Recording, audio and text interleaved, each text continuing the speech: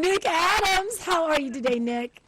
Dr. Gina Loudon, the one and only. What a great pleasure, honour and privilege it is to be here for the very first time on your show, Dr. Gina. Thank you for having me. I'm doing really well. I'm speaking to you this afternoon from Malibu, of all places.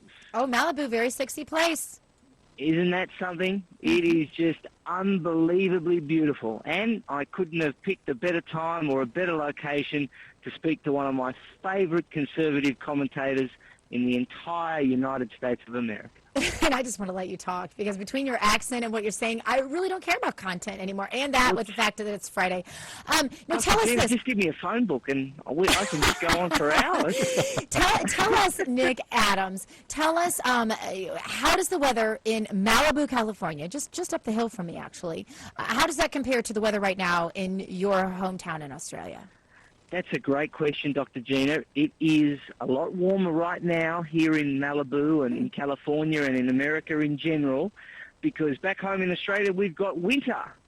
So we're on the opposite side of the world and we've got opposite seasons. But you know what? In some way, it's always warm in America. Aww. Because there's always something happening, and it really is the light of the world.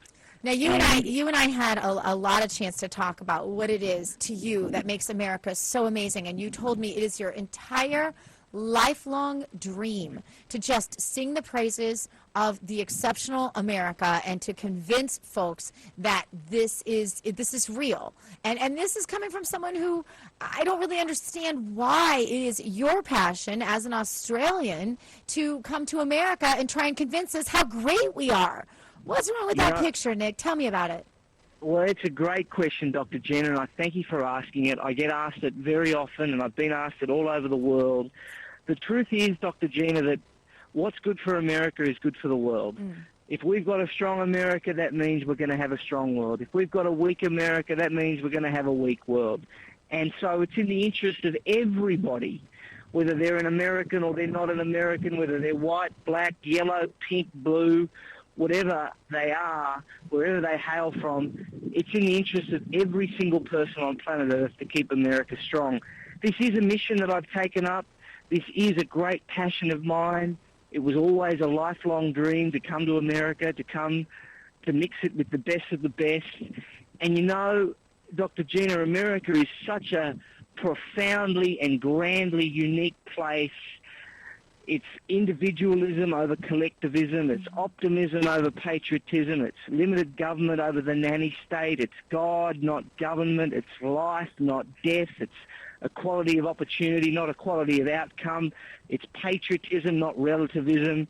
And, you know, if America can stay true and exercise fidelity to those values and to those truths and to those very uniquely American founding ideas and principles, then America's always going to remain the great beacon of hope for the world.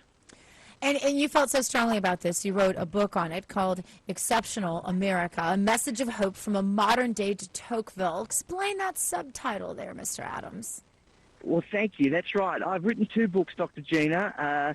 The one you're referring to is my most recent book. Both of my books were recognized by the United States government and both sit in the National Library of Congress in Washington, D.C. for their contribution to social science.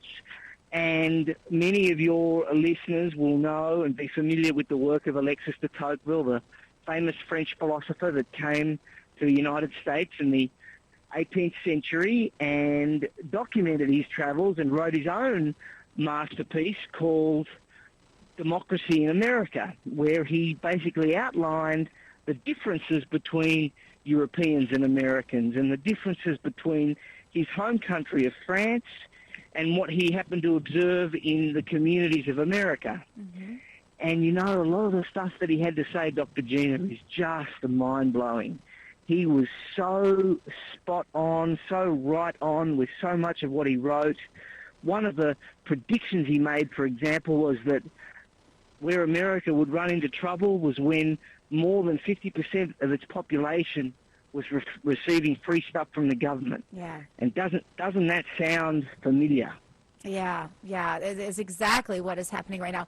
Nick, do you think America can rebound? Can we come back to, let's say, a Reagan era greatness where we understand that we are that shining city on the hill, as he said? If anyone can, Dr. Gina, it's America. I mean, America is the land of the comeback. America invented the comeback. You go back through history and you have a look. I mean, adversity's just got an incredibly remarkable way of bringing out the best in America and the best in Americans. It's, you know, it's like playing a sport game, and somehow when, you know, the game is on the line, winners always want the ball. And Americans have shown that they're the winners that want the ball and do great things once they get the ball. I've got to tell you that whenever I come to America, and I say this truthfully, there's so many great people out there like you, Dr. Gina, like your family, so many wonderful people all over that you can only help but feel, I mean, you can't help but feel that America is only ever 5 minutes away from a full-blooded renaissance. You know, there's so many patriots, there's so many people that are committed to doing and keeping America strong, that I really am very, very optimistic about America's fortunes. Well, I think we need that encouragement right now, especially amongst conservatives. We had some seriously devastating blows in the last election. We've had a lot of devastating blows politically, and I think your message, one of positivity and one of victory, ultimately is one that is resonating so well, and that's why you've become so popular so suddenly here in the United States. Speaking of popularity, I understand you have a little news from the good governor, who happens to, I have to always mention, one of our hot listers from the Politichick Superman list. Tell us about that. Well, that's a great thing that you raised there, Dr. Gina. Yes, I had one of the greatest days of my life on Wednesday. I was informed by the governor's office, the governor of Texas, the great and long-term governor, Rick Perry, that the governor had decided to appoint me an Honorary Texan. And so he formally bestowed upon me that great honor on Wednesday afternoon. And I join a host of other luminaries, which you should be also a member of, and we might work on that, Dr. Gina. I think that sounds like a great project. It is cool because Rick Perry is one who's who stood for a lot of things that conservatives believe in, and up to a lot of pressure, as you know. And I think it's great that he recognized you. There is something special in the heart of a Texan that is so proud. You meet a Texan, all except for my liberal father who lives in Texas and doesn't like to admit it. But you meet a Texan, and the first thing they want to tell you is that they're a Texan. And then when you see their home, they have the big Texas star on every wall of their home, and they have one on their car, and they have one on their Mac, and they have, they are proud. Texas is one of those states that really does see itself as exceptional, and I've always enjoyed that about Texas because it's always made me feel that maybe they would help us find our way back to feeling exceptional being Americans, just what you say. You have just hit the nail on the head, Dr. Gina. Your powers of observation are dead on. You're right about everything that you say about Texas, and I'm always fond of saying this, Dr. Gina, and I know that your listeners will certainly appreciate this. Texas is to America what America is to the world. That's powerful, and that's a great place to end because we are out of time, my good friend, but we want to have you back just as soon as we can. This is Nick Adams. You can find him on Twitter at Nick Adams in USA, and also his website, nickadamsinamerica.com. God bless you, my friend. Godspeed. Make it back to our shores very soon, okay? God bless you, Gina, and I love your accent. Don't you ever swap. Thanks so much, Nick. Bye-bye. And thank you, America, for tuning in today to the Dr. Gina Show. Don't forget to watch Will Cow coming up on The Blaze. I'll be on there talking about all these sex scandals. I'm not sure how that was related, really. Not to Nick at all. This guy's pure-hearted. And we will be with you, of course, tomorrow.